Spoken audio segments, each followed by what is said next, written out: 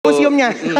Dan kalau kita lihat kali ini justru BTR karena tidak mendapatkan halangan mereka langsung bergerak ke arah sana. Itu tapi ada yang nggak tobat-tobat juga tuh Pak. Benar. Iya. Tim berwarna hijau akan berjumpa menuju tim berwarna oranye.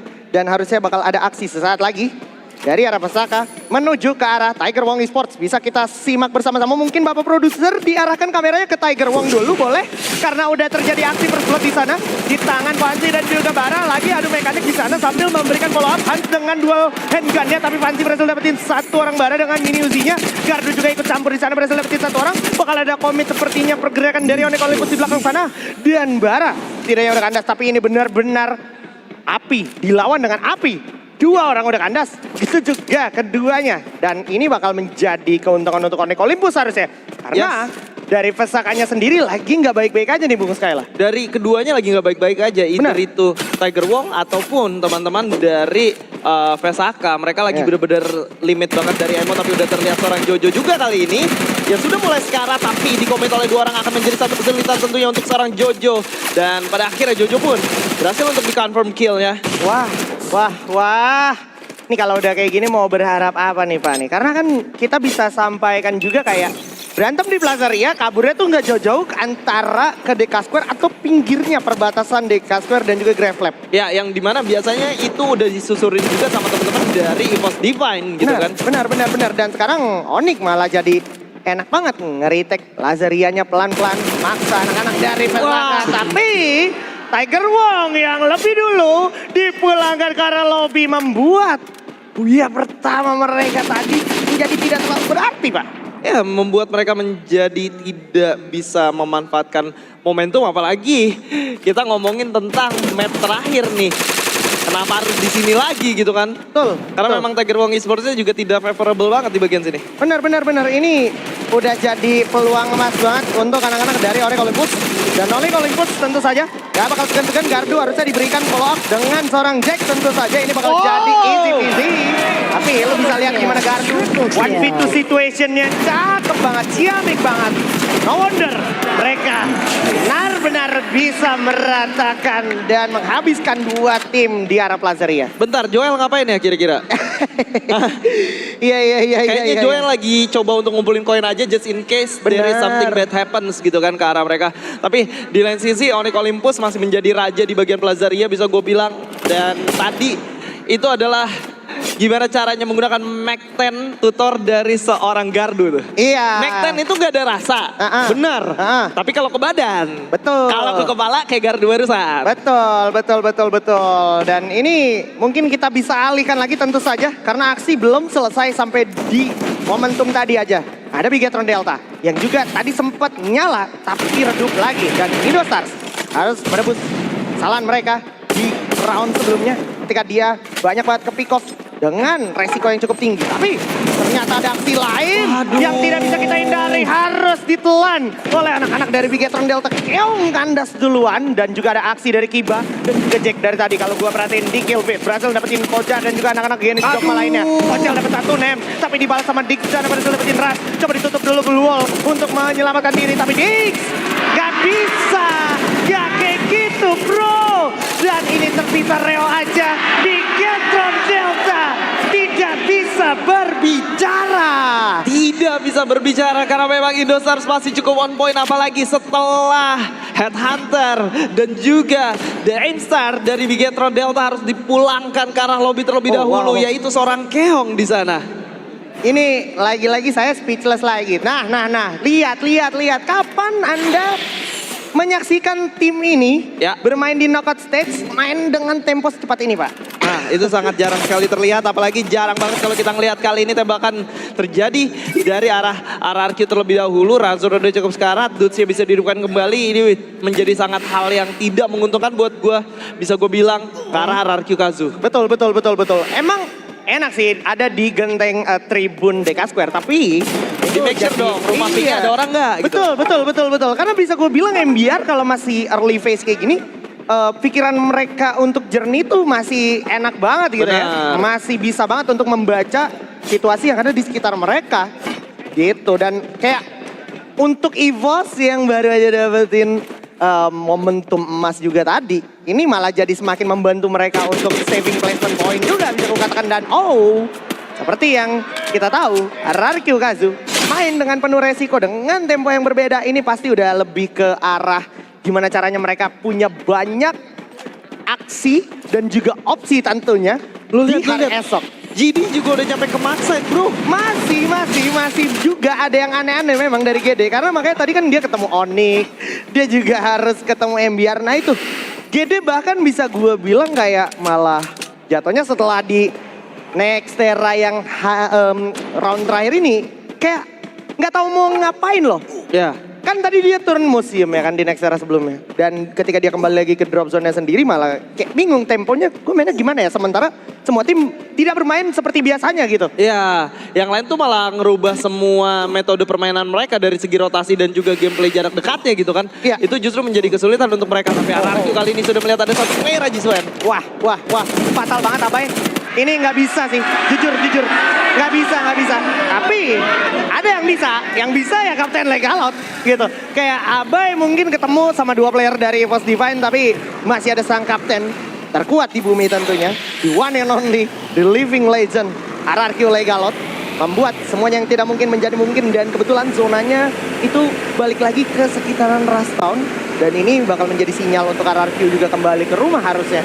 Ya, dan lu lihat apa yang dilakukan oleh Legalot, dia pasti menggunakan vehicle untuk mengoleksi beberapa koin yang bisa dia dapatkan di pinggir-pinggir karena memang hal tersebut biasa dilakukan oleh Legalot ketika teman-temannya sudah tidak baik-baik aja di bagian early game ya. Benar. Kayak Razor ini dikirim untuk ke tengah nih di boxing gym untuk make sure ada orang apa enggak. Ada juga binokular digunakan dari arah anak-anak Onyx Olympus. Dapat satu info di sini ada Razor bakal coba langsung dihajar, di saving begitu saja sama Kiba. Gardu berhasil dapetin Razor. Kerja sama yang baik. Tapi kita lihat juga ada aksi lain ternyata dari Mr. 05 menuju ke arah Warp Team. Tadi gue lihat ada kill pit berhasil didapatkan dan ini juga fatal banget karena Warp Teamnya ada sisa 2 orang aja.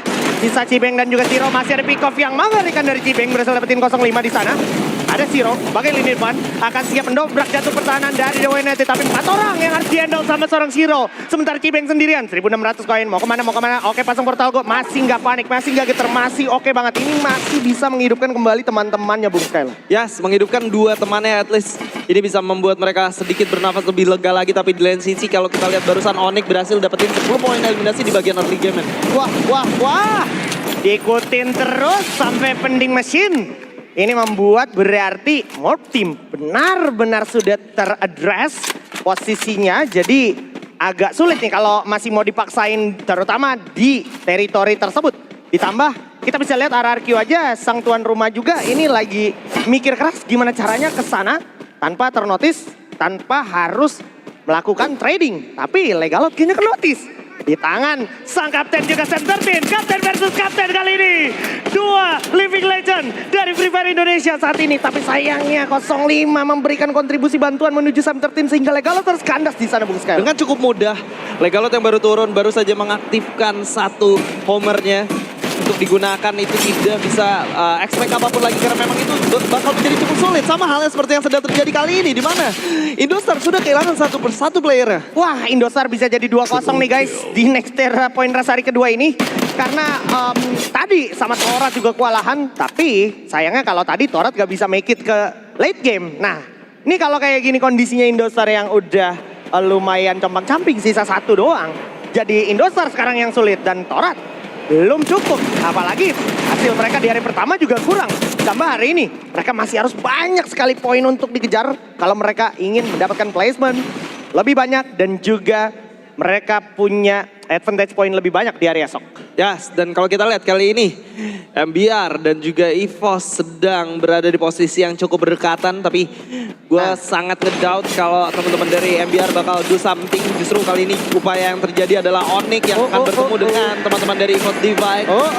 Oke, Oke, kita sudah menyaksikan ada sedikit kendala barusan, tapi nggak apa-apa karena kita sudah balik lagi ke dalam gamenya. Ya, itu di prank dulu sedikit teman-teman, aman aja ya. Panik Masih ya? lanjut, agak panik dikit harusnya, tapi tenang, semuanya dalam kondisi yang terkendali. We're under control. Yoman. Dan Kapten Lim masih punya ide, masih punya cara untuk menghidupkan kembali kawan-kawannya. Dan oke, itu udah ke-address. Ada sebuah koin injak yang bisa jadi sebuah bait untuk tim yang mungkin akan datang ke sana, Bung Skyla. Ya, tapi MBR mereka melakukan tugasnya dengan cukup baik. Kali ini mereka berada di dalam zona selanjutnya.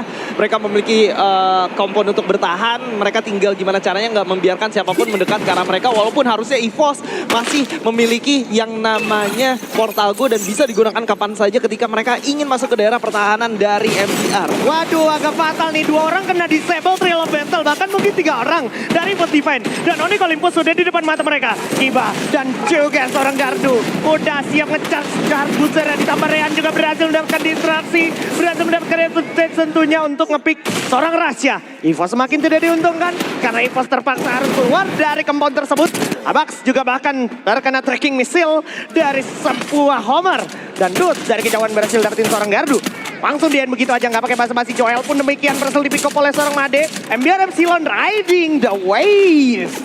Jadi keuntungan untuk MBR Epsilon, ada satu keputusan dari teman-teman EVOS untuk mendekat ke arah MBR Epsilon yang memang sedang tidak baik-baik saja. Tapi keputusan tersebut justru terlalu cepat karena Onyx dari belakang sudah menghantui mereka. Mereka sudah join to fight ketika satu orang player dari EVOS sudah masuk ke daerah pertahanan dari MBR. Membuat mereka sedikit kebingungan tentang keputusan apa yang harus mereka ambil. Ya, ini MBR Epsilon udah di posisi yang lagi siap banget kalau cuma nge-handle kayak 1 atau 2 orang. Tapi jangan sampai kecolongan. Karena sebenarnya zona juga udah bikin mereka harus selesain perang ini sesaat lagi. Nggak bisa nunggu lebih lama lagi. Oke, bakal coba langsung di-commit. 2 orang udah dikirim untuk menjemput 1 orang Kiba. Tentu saja Kiba udah berhasil di-kandas step begitu aja. Di tangan seorang Pulse, tapi Jack masih bisa berbicara di sana. Jack berhasil dapetin 1 orang Pulse. Dan tidak bakal lama. Karena masih ada 1 orang Ras dari Indostars yang tidak habis-habisnya kesempatan mereka untuk selamat. Berhasil membuat Onyx Olympus kandas di peringkat ke-7, Bung Skyla. Yes, dan kali ini Indostars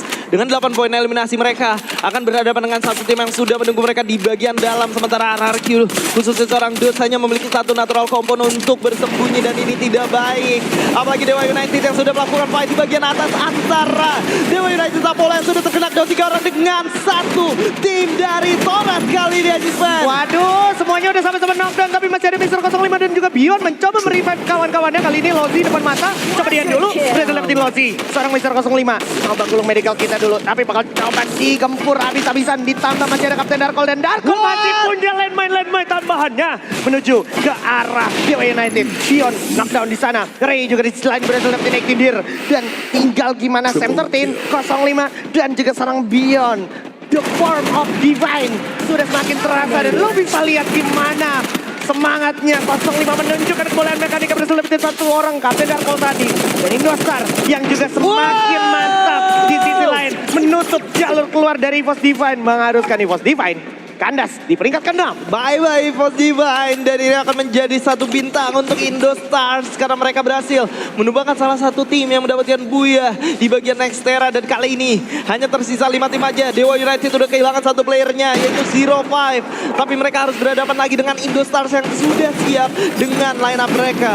Waduh, RRQ Kazu juga nggak bisa bicara banyak karena memang nggak banyak juga member mereka yang masih tersisa, tapi lagi-lagi Indostar membuktikan mereka walaupun udah sisa 1 aja masih bisa survive sampai late game. Benar-benar genius person. Seorang kapten muda yaitu Lim bisa bawa gamenya sampai late game dan bisa ngidupin lagi anak-anaknya. Dan utuh saat ini Indostars masih punya favor bisa gue katakan untuk survive lebih lama lagi. Di 4 tim yang masih hidup ini bisa jadi mereka lolos ke top 3. Tapi apakah itu bakal dipatahkan sama Dewa United? Tentu saja karena bakal ada bantuan juga dari Kocel. Ternyata di sisi lain yang udah lebih proaktif untuk men-secure seorang player terakhir dari Toras sehingga Toras harus kandas peringkat ke-4. Sekarang 3 tim tersisa, MBR Epsilon, Dewa United dan juga Indostars. Dan gua ngelihatnya MBR Epsilon udah buka ide ke arah kanan. Coba staking, 3 orang udah dikirim. Coba langsung kirim juga sebuah Skyler. 1 orang besok berhasil dapetin pick up penting yaitu 05 di sana. Kandas begitu saja. Apakah yang akan dilakukan MBR selanjutnya? Karena di sini bakal coba ditarik dulu. Dan Indostars bakal coba komit menuju ke arah backliner dari anak-anak MBR Epsilon. Madinya Kandas di tangan Beyond, tapi Ras juga menelakkan Beyond. Rasnya tumbang juga. Coba balik lagi. Coba inisiatif balik lagi. Nggak boleh di revive itu orang. Tapi ini malah membuat MBR Epsilon menjadi sedikit ke-distract sama anak-anak Indostar. Kapten Lim berhasil dapetin juga. Tapi ada Kocel yang harus kandas di tangan seorang Rehan. Dan Lim berhasil dapetin Made. Masih ada Sam 13 berhasil dapetin Lim. Dan sekarang sisa rasanya dari Indostar. Sam 13 udah berhasil confirm seorang Lim. Dan sekarang sisa Rehan Valbesto melawan satu orang Sam 13 di sana. Apakah ini tentu saja menjadi buaya lagi untuk MBR untuk menutup gamenya? Karena Sam 13 1 lawan 3 nyaris tidak mungkin. Dan itu dia game terakhir kita di Point Rush hari kedua ditutup dengan buaya dari MBR Epsilon. Congratulations for MBR Epsilon berhasil mendapatkan buaya mereka di game yang terakhir setelah harus melewati 5 waves yang memang membuat mereka sedikit terseok-seok, tapi harapannya dengan buaya torehan poin eliminasi yang cukup banyak bisa membantu mereka untuk setidaknya mengoleksi sedikit poin untuk di fase Grand Final nanti. Ya, dan ini bisa menjadi bekal mereka juga, bukan cuman poin tapi mentalnya Pak ya. Karena memang gini, MBR ini sangat diuntungkan dari segi fight yang terjadi di bagian selatan. Benar. RRQ yang terlalu cepat untuk melakukan rotasi. Lalu kita bisa melihat juga gimana teman-teman dari Onyx yang cepat banget untuk meninggalkan kompon mereka untuk melakukan rotasi. Dan hal tersebut justru dimanfaatkan oleh MBR yang memang tahu ketika semuanya sibuk mereka bisa masuk ke daerah sana dengan cukup aman. Dan dengan catatan mereka harus disiplin. Sepakat, itu dia kunci pentingnya memang adalah disiplin. Dan salut banget. Kayak 2 round terakhir ini juga dimanfaatkan dengan lumayan maksimal oleh anak-anak. Kayak jadi bersinergi. Kalau RRQ-nya punya tempo yang berbeda, itu bakal berpengaruh juga sama Dewa United. Benar. Ya kan?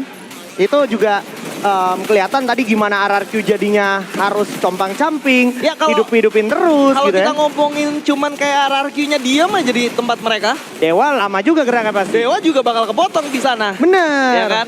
Dan hal tersebut juga bakal menyulitkan Dewa United pada akhirnya. Tapi karena memang RRQ memutuskan untuk bergerak lebih cepat, main ke daerah bagian selatan lebih jauh lagi, itu ngebuat Dewa United, membuat MBR Epsilon memiliki kesempatan untuk setidaknya bermain lebih aman lagi tanpa adanya gangguan penumpukan di bagian late game, khususnya RRQ yang masih full squad. Betul.